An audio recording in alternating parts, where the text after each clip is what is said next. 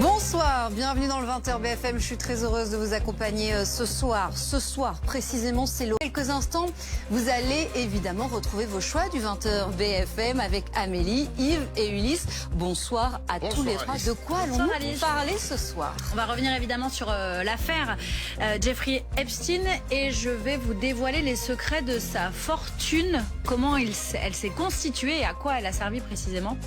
Vous allez en découvrir. Et vous, Yves? Tout le monde ne connaît pas le prix du Pass Navigo.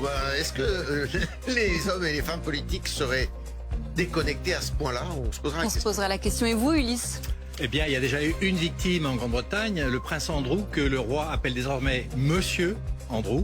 Et la question qui se pose ce soir, c'est est-ce que le Premier ministre lui-même, Keir Starmer, pourra résister à cette déflagration qui balaye tout dans toute l'Europe et aux États-Unis? Combien de temps peut-il tenir? On se posera la question avec vous. Un autre rendez-vous à vous donner, ce sera à 21h, notre long format consacré à cette affaire Epstein, l'onde de choc. Vous savez, les équipes de Ligne Rouge qui reviennent si bien sur ce genre d'affaires, les racontent si bien avec les réactions et les images importantes. Rendez-vous à 21h. Et puis un autre rendez-vous, ce sera avec vous, Alizé Boissin.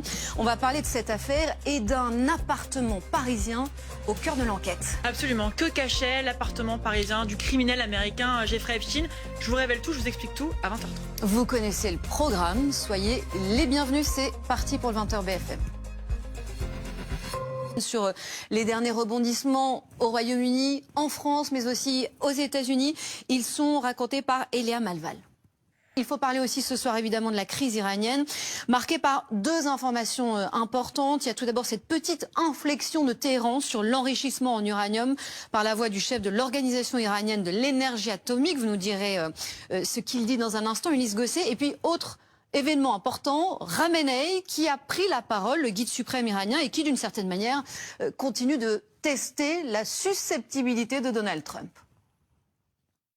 On va revenir à l'affaire Epstein, évidemment, je vous le disais, grâce au travail des équipes de Ligne Rouge, en longueur sur ce qui s'est passé cette semaine, comment les choses se sont aussi accélérées pour Jack Lang en France, les rebondissements encore aujourd'hui du côté du Royaume-Uni. Affaire Epstein, l'onde de choc, c'est évidemment un long format de Stéphanie Zenati, Raphaël Redon, Simon Terrassier, Bertrand Séguier, et on se retrouve juste après pour en parler. À tout de suite. Française, et c'est là où vous intervenez, Laurent Valdiguier.